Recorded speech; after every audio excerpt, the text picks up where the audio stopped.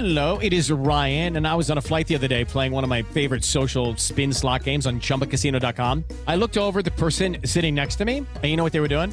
They were also playing Chumba Casino. Coincidence? I think not. Everybody's loving having fun with it. Chumba Casino is home to hundreds of casino-style games that you can play for free anytime, anywhere, even at 30,000 feet. So sign up now at ChumbaCasino.com to claim your free welcome bonus. That's ChumbaCasino.com and live the Chumba life. No purchase necessary. VGW. Void where prohibited by law. See terms and conditions. 18+. Every lottery ticket purchase keeps education in our state moving forward. In fact, the lottery has raised more than $200 million for state school buses to get our students to school safely every day. Then, the lottery helps those students go even further in their education by funding the Life, Hope, and Palmetto Fellow Scholarships. So remember, when you play the lottery, you're keeping South Carolina students on the road to success. Learn more at sceducationlottery.com/betteryou. For some of us, personal finances aren't just personal. They include a lot more people than ourselves. Loved ones, neighbors, the communities we call home, and the causes we hold in our hearts. At Thrivent, we help plan your financial picture with the bigger picture in mind. Because even though our business is helping guide your finances, our ambition is to make it mean so much more. Thrivent, where money means more. Connect with us at Thrivent.com. You're listening to KFI AM 640, the Bill Handel Show on demand on the iHeartRadio app. You are listening to the Bill Handel Show. Here's Mo Kelly. KFI AM 640. We're live everywhere on the iHeartRadio app. I feel so at home. It's a nice, warm welcome. Thank you, Bill. I'll be here with you today and tomorrow. Right now, let's talk about money because I need to learn a little bit more about how to money with Joel Larsgaard. Friend, I haven't talked to you in such a long time. How you been, Joel? It's been too long, Mo. I miss you. You complete me. I feel the same, brother. It's good to be with you. I know. I have been thinking about the economic uncertainty for quite some time, and I wonder what's going to happen to my 401k, my pension, and there are people out there with 357s, all sorts of retirement accounts, and me, I'm just speaking for me. I was moving stuff around because I was concerned about the stock volatility. We see what has happened in the past couple of months. We've gone from about 45,000 Dow Jones down to 41,000. I moved stocks to bonds. Am I alone in the concern and also my response? No, you're not at all. And the Wall Street Journal had an article this week specifically highlighting people who are kind of changing up their portfolios, similar to what you're doing in light of kind of the economic uncertainty and the volatility in the stock market. And it's interesting. I think people are saying, I feel like I'm a little too exposed to stocks in particular. And so they're opting to, instead sell a little bit of their stock holdings, migrate a little bit towards gold and cash. And it just takes me back, though, to 2008 when I first started working in radio. And I remember talking to a coworker who was, and I was like literally just in the beginning days of investing. I think it was like my second year on the job. And one of my coworkers was saying, oh my gosh, the stock market is in free fall. Like, what do I do? And my advice to him was stay the course. Like, if you sell, how will you know when to buy back? Think even of the recent 2020 COVID downturn of the stock market. There were dismal predictions from really smart people that the stock market was going to keep cratering. Think about how long it lasted ultimately and how quick the recovery was. I'm worried that friend that I talked to back in the day, he did make significant changes. And it's just once you start selling, once you start tinkering, just because the emotions are running hot, it's really hard to know when you go back in and take on more stock exposure if you ever do. And I think for most people making those changes, it's more emotion than it is science. And I don't think that's a smart response. You make a great point. Emotion is inextricably linked to our money. And when you mentioned 2008, that strikes a chord with me because in 2008 was the beginning, obviously, of the Great Recession. I remember I had just purchased a townhouse in 2006 for $340,000. By 2008, it was worth like $112,000. And I was going through foreclosure. It was the worst economic time of my life. I say all that to say, for a lot of people, this is a time in which they don't want to go through what they went through in 2008. I don't have the time to start over anymore. I'm too old in that regard. What other types of considerations do you think people are making right about now beyond just this particular moment? I think it's important to note two things here. One, we've experienced what's called a correction in the stock market. So where the S&P is down 10% essentially from its height. And there was already a lot of talk about overvalued stocks. And so I think there was room for correction anyway. And then when you talk about the tariffs, the kind of whiplash, the tariffs that were and then that weren't, and then that are going to be, that is causing a lot of uncertainty for businesses. And so it makes sense that we've seen a 10% correction in stocks. Where do things go from here? I don't have a crystal ball. I don't know. But it doesn't feel like from everything else that we're seeing when it comes to economic readings, unemployment, kind of where things stand, consumer spending, that we're headed for some sort of dramatic recession or anything like that. We could be, right? It's hard to predict. I think the most important thing for people who are out there investing right now and they're close to retirement, you have to have a portfolio construction that allows you to sleep at night. And if you're freaking out over a 10% drop in stocks, well, then you're probably too stock heavy. If you're worried, right? If you're not sleeping at night, if you're checking your portfolio constantly, well, one piece of advice I have for folks is to check your portfolio less. And that sounds maybe like sticking your head in the sand, but I think it's the opposite. I think when you're constantly paying attention, when you're vigilant to every move, you're more likely to freak out over the little machinations that really have very little outcome on your ultimate ability to live a good life. So if you have stayed the course and you've been a good investor for a long time, just make sure that your portfolio is aligned with your ability to sleep. And so for some people, that might mean, think about it in 2020, think back what you did 5 years ago. If you were making significant changes, then it means, your portfolio wasn't constructed for potential significant losses. You need to have a balance in your portfolio that allows you to have some more diversification so that you're not over-indexed towards stocks, so that you're freaking out when the stock market does see a decline. Because that's I think people have gotten used to, with the exception of that 2020 COVID dip and 2022, the stock market essentially being kind of like a high yield savings account that just returns a lot more. And that feels good, right? It feels good to see your net worth shoot up. But the truth is, corrections in the stock market are normal. Something like this is like completely normal in a given year. And so I do think that the hand wringing is probably overwrought. You said the R word, as in recession. There have been more and more discussions about whether we are on the path to a recession or not. Definitionally, you already know this. Recession means 2 quarters, consecutive quarters of negative GDP growth. I'm asking you, Joel Larsgaard, if we're in a recession, that means we've already been sliding down that hill for a while to get those 2 consecutive quarters of negative growth. So there are indicators prior to that. What are you looking for to say, hey, we are on our path to something economically disastrous? Yeah, I think right now all eyes are on policy coming out of Washington, D.C. And it's interesting. One economist was recently quoted. He said something like, this could be the only recession that was completely avoidable and essentially, like, it could have been changed at any moment in time. And it feels like tariff policy and some of the economic just decisions coming out of the White House, those are the things that could kind of push us towards a recession that wasn't likely in the first place. Man, it makes me think just a couple of years ago, though, Mo, I think this was probably a year and a half ago, Bloomberg had an article and they said all signs point 100% likelihood of recession coming. They literally said 100%, our indicators are lighting red, a recession is on the way. And that recession didn't materialize. So there's another saying that economists have predicted 9 out of the last 4 recessions. There's always talk of a recession, right? It's like this is something that's, what else do economists do except for talk about the recession that's coming that doesn't end up materializing? There's always reason to be fearful. But what we don't think about typically is the hope and how resilient companies are, even in the face of uncertainty and new policy coming out of Washington, D.C. These are new hurdles to jump, but the American economy is nothing if not resilient. And I think especially for younger listeners out there who are tuning in and they're like, I'm kind of worried. Well, the cool thing about a drop in stock prices is that you're able to buy stocks on sale. I'm a big fan of dollar cost averaging. So if you're in your 20s, 30s, 40s, you should just keep buying, as my friend Nick says, and just kind of every 2 weeks with your paycheck, just keep scooping up more and more. And if prices go down, that shouldn't worry you. That should excite you that you're buying on sale.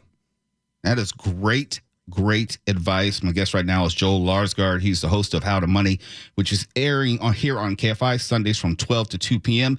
Joel, the supposed possible connection between federal land and the housing market. Is there a way in which we could use federal land to make more housing type landscape available for just housing in general? Is there a way that we can combine the two? Yeah, there is. And there's been this proposal from the Interior Department and HUD to basically say, hey, as the federal government, we have hundreds of millions of acres of federal land, and we're just kind of sitting on it. And some of it really could be built on to ease the housing crisis. And if you've been following what's going on with kind of the lack of construction and the lack of new units being built, that has created a real problem in this country of affordability. Yeah, it's higher interest rates, but it's also just a lack of supply. And some estimates say that we're 3 or 4 million homes shy of what we need to kind of fix the problem. And so this is one of those things. I've kind of been harsh on the Trump administration when it comes to some of their economic policies. This is one of those things, though, that I can get behind to say, hey, we're going to open up some of these acres of federal land. We're going to streamline the process and make it easier for affordable units to be built. And I think that could, over time, this is one of those things, you don't right the ship in mere weeks or months. This is going to take time because the housing market, it doesn't turn on a dime. But I think this is great news, and I think it's kind of where we need to be headed. At least it's part of the solution.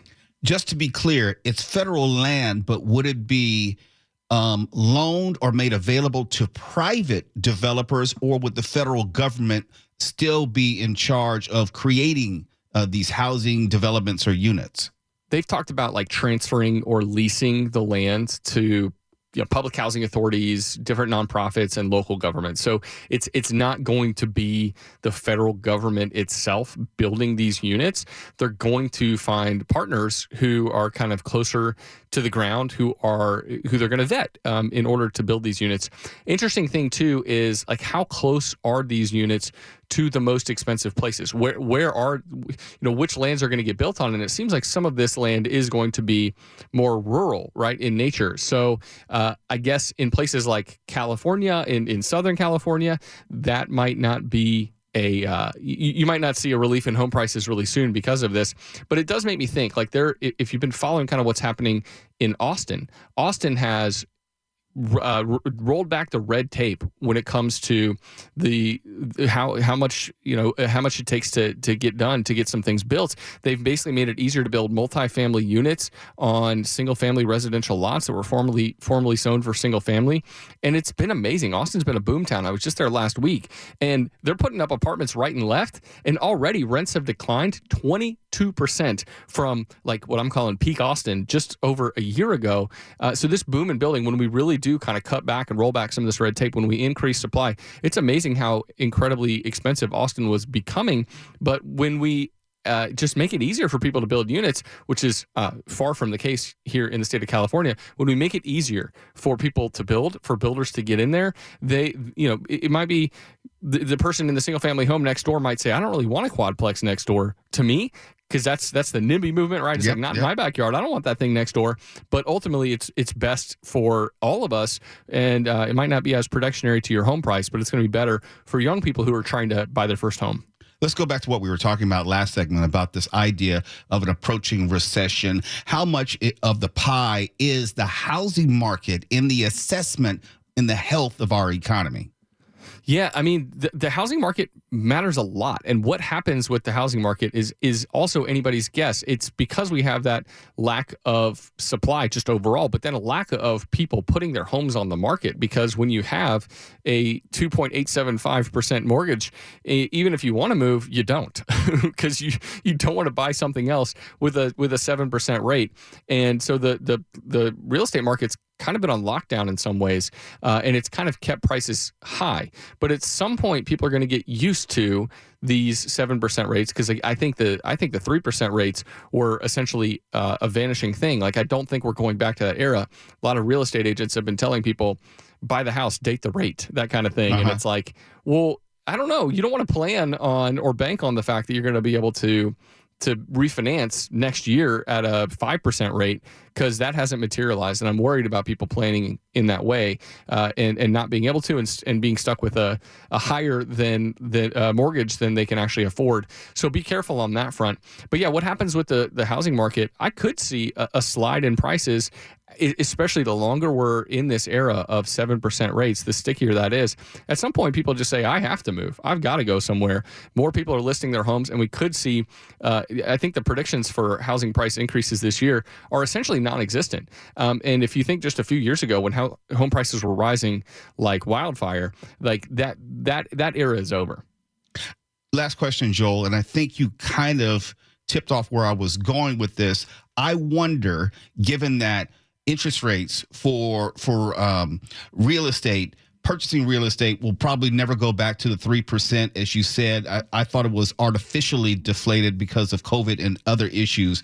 Those days are gone. When I bought my first place back in, 2003, it was like a 7% interest rate. So that is normal for me. But having said that, have we also changed in the sense that the idea of the American dream and using homes, purchase of real estate as a way of generating wealth in a generational sense, is that time also gone?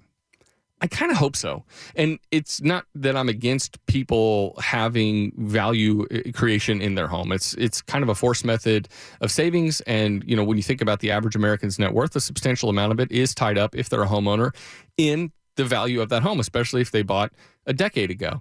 But I think especially now, when you look at the discrepancy between what you're going to pay taking out a mortgage on that new house versus the rent you would pay for something similar, the gap's never been wider. And so I get the desire to own your own place.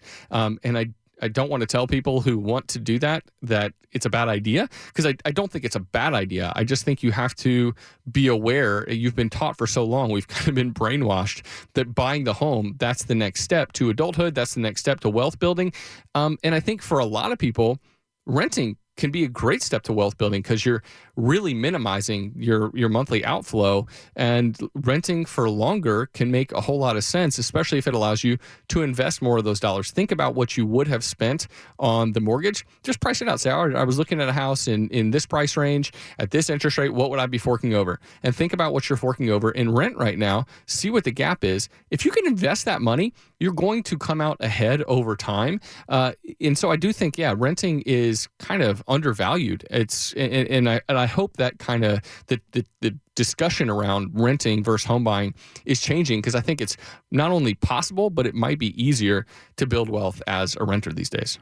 Real quickly, we didn't have time to get to it, but we also had the opportunity to possibly talk about how Harvard had just announced that tuition will be free for families making less than $200,000 a year. I only bring that up because that's usually a consideration for families, usually taking out a second mortgage or pulling out equity of their house to send people to college. What about that then? You lose that option as a renter, don't you?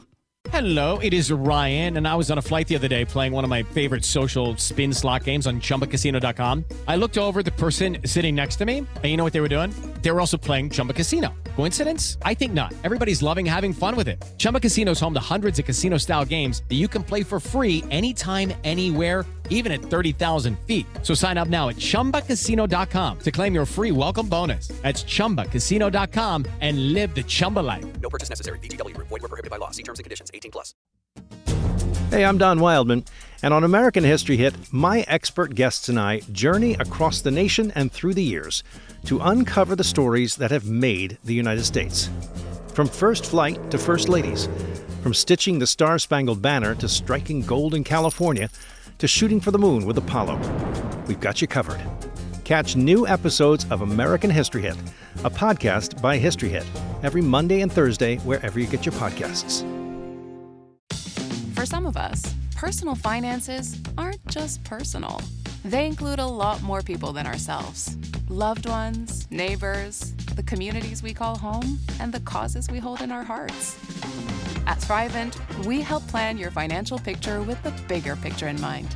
Because even though our business is helping guide your finances, our ambition is to make it mean so much more. Thrivent, where money means more.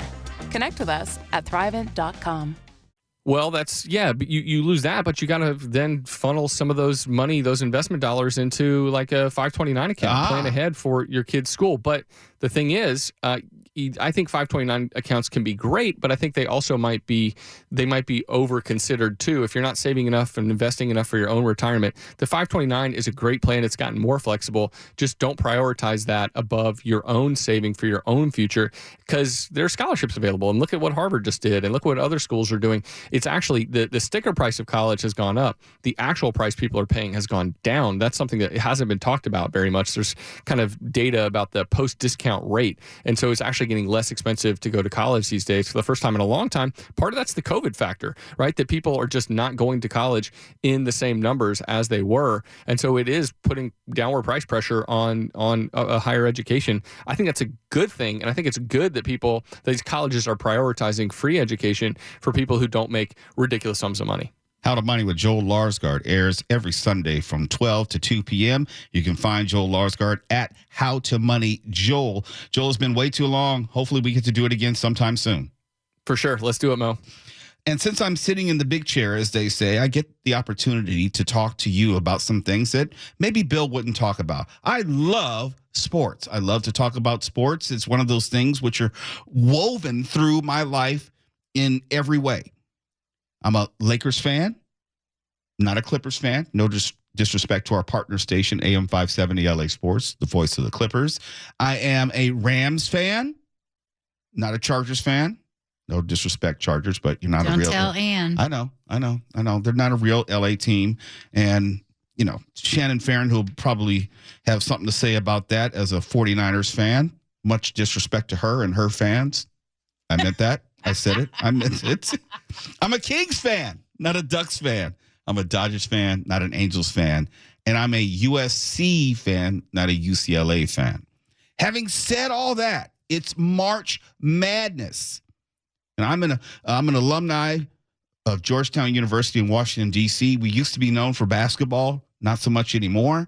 For the past 10 years, we've been pretty horrible, not even sniffing the tournament for the most part. So March Madness is a very, very difficult time for me. My singular rooting interest usually is Georgetown University. They're not in the tournament. I have a lot of misgivings as far as following the tournament. When they would make the tournament, I'd have to turn off the TV inevitably when they would get ousted from the tournament. It just hurt to watch. So right now, I am a fan without a team. And Kono, I have to look to you because I haven't even filled out a bracket because I'm so hurt. I don't have anyone to root for. Does that stop you? Do you have a singular team that you support? Let's do it, Mo. I have 22 brackets filled out. What? So, what? 22? I got you. I don't have a particular favorite because I'm a USC, again, same. Although UCLA is usually the basketball for LA. Right. And they are in the tournament, and it's going to be a tough one. It's going to be a tough opening for them. Duke, Florida, Houston. It's hard to go against chalk in this tournament. So I'm picking chalk for the most part. The Final Four, noting UCLA plays Utah State in the opening round of the tournament today. Yes, I could root for UCLA, but I don't think they're going to go that far. No disrespect, just being realistic. My Final Four is probably going to be Duke, who I can't stand, but I'm going to look at the talent of the teams. I'm looking at Duke, Houston, I think Auburn, and maybe one other. I don't know, but I think it's going to be mostly chalk. I don't expect a lot of upsets when it comes down to the Elite Eight and Final Four. There may be some early upsets, but I think the talent is going to win out the rest of the way. It's definitely hard this year for me to go against Duke. I've watched way more Duke this year than I ever have in my life. They've scored maybe 4 games or 5 over 100 points. Yes. But the big thing for me about them is they don't talk trash. They'll be up by 30, hit a 3, and just right back down the court, like cerebral, and let's go on to the next play, which is very rare in college. It's more like let's get into your head type thing. And I don't see that at a Duke. It's more like, let's just move on. I played high school ball, South Torrance High School, and I'm from an era which I never talk trash on the court. I would just rather play. I'm not a Duke fan, but I'm a fan of how they play. And you brought up a great point. Duke is all business. And I don't like today's college game and NBA game by and large because of all the trash talk, because of all the preening. Yes, you made a 3-point shot, but you're down by 15. Don't talk to me about ice water in your veins. You made one shot. How about making a defensive stop? How about making 2 or 3 plays? Get your team back in the game and not preen and just do what you need to do to help your team win. I understand there's some strategy as far as trash talk getting in your opponent's head, but there's a time to shut up and play and let your play do the talking. You mentioned Duke. I am interested to see Cooper Flagg, who is the freshman who's expected to be the number 1 overall pick in the draft if he should come out early. There's no indication that he won't. I'm interested to see if his game translates from the college to the professional level. If you look at the history of Duke draftees, they have not by and large lived up to the hype or the NBA game. I don't know if his game translates. I'm hopeful, because I like his game. I like the way that he plays. He's a big, quote-unquote, guard forward. He can pass. He can shoot. He can drive. He can finish. He can create his own shot. Everything that I see says that he will be a star eventually on the pro level. I don't think he'll be an immediate star, because when you come out after your freshman season, you're still only 19, 20 at most. And there's an adjustment because the year before you're playing high school ball and the year next you're playing pro ball, and he's not even grown into his grown man body. We all know that men are still growing, filling out their frames in their early 20s. So there's still some physical growth for Cooper Flagg to do. But that's what I'm looking at in this tournament, which is basically a pre-NBA look for a lot of these players. And this is something else before we go to break that this tournament does not have, that previous ones in previous decades would have. Storylines. We would know the players. We would know because they were at the same university for 2 or 3 years. If they're very good, they don't stay that long. So we're just talking about the universities and their history, the brand, and less so about the individual players. I can't tell you the name of any Houston player or Auburn player. I can tell you a couple names of Duke players. I can tell you a couple names of UCLA players. I can talk about the history of the programs and their success in the tournament and how many titles they've won. But because of the transfer portal and players can go here and there every single season and play immediately, they're less inclined to stay with one university. So that when the tournament comes around, it doesn't have the same type of magic, if only because you're not going to have a Magic Johnson-Larry Bird matchup, because no one that talented is going to stay that long. And that's unfortunate for the tournament itself. But as I said earlier, UCLA is playing Utah State in the opening round of the NCAA tournament later on this evening. And if I'm awake at that time, because I'm going to go home and take my behind to sleep, I'll be sure to watch. Now, is there any game that you're watching today, Kono, for sure?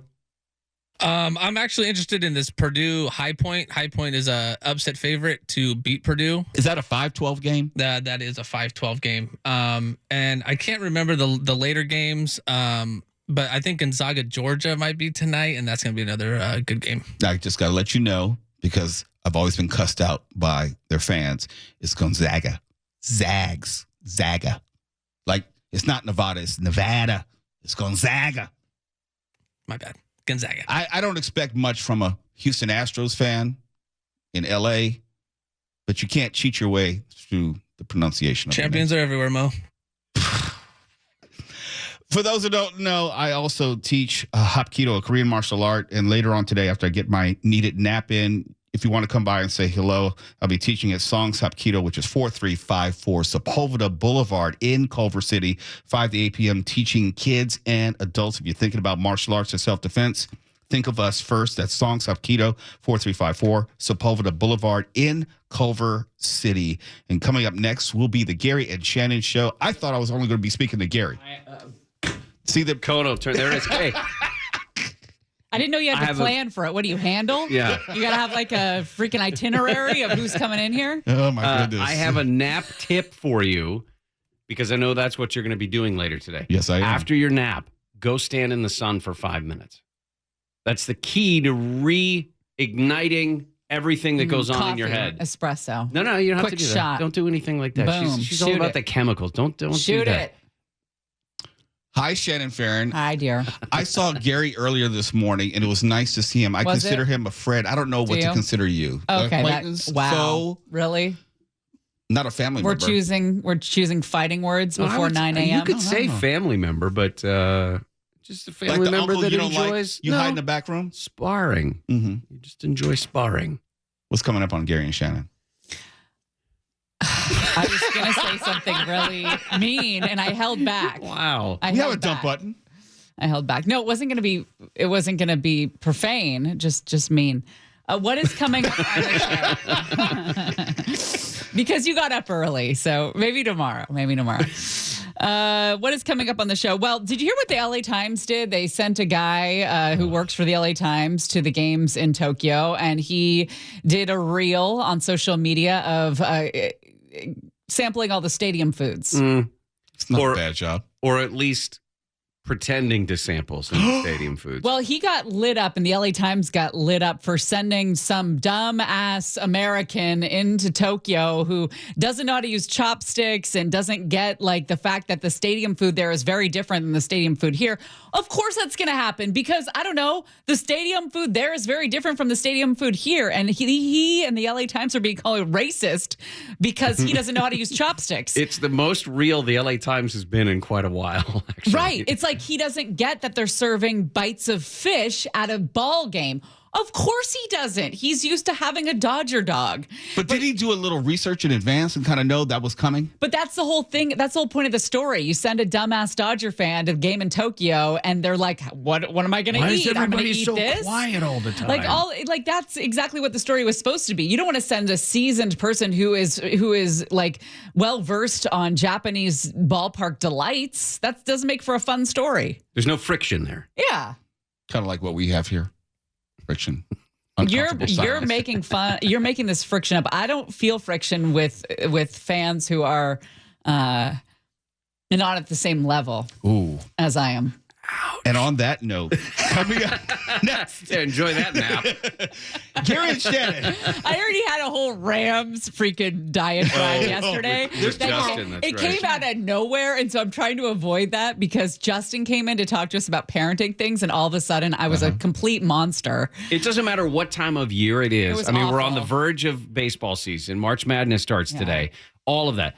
Football is barely below the surface all the time. Davante Adams has not caught one pass. Happy Debo Samuel's Day.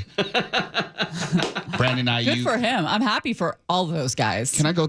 You've been listening to The Bill Handel Show. Catch my show Monday through Friday, 6 a.m. to 9 a.m., and anytime on demand on the iHeartRadio app. It is Ryan Seacrest here. There was a recent social media trend which consisted of flying on a plane with no music, no movies, no entertainment. But a better trend would be going to ChumbaCasino.com. It's like having a mini social casino in your pocket. Chumba Casino has over 100 online casino-style games, all absolutely free. It's the most fun you can have online and on a plane. So grab your free welcome bonus now at ChumbaCasino.com. Sponsored by Chumba Casino. No purchase necessary. VGW Group. Void where prohibited by law. 21 plus. Terms and conditions apply. Every lottery ticket purchase keeps education in our state moving forward. In fact, the lottery has raised more than $200 million for state school buses to get our students to school safely every day. Then, the lottery helps those students go even further in their education by funding the Life, Hope, and Palmetto Fellow Scholarships. So remember, when you play the lottery, you're keeping South Carolina students on the road to success. Learn more at sceducationlottery.com/betteryou. For some of us, personal finances aren't just personal. They include a lot more people than ourselves. Loved ones, neighbors, the communities we call home, and the causes we hold in our hearts. At Thrivent, we help plan your financial picture with the bigger picture in mind. Because even though our business is helping guide your finances, our ambition is to make it mean so much more. Thrivent, where money means more. Connect with us at Thrivent.com.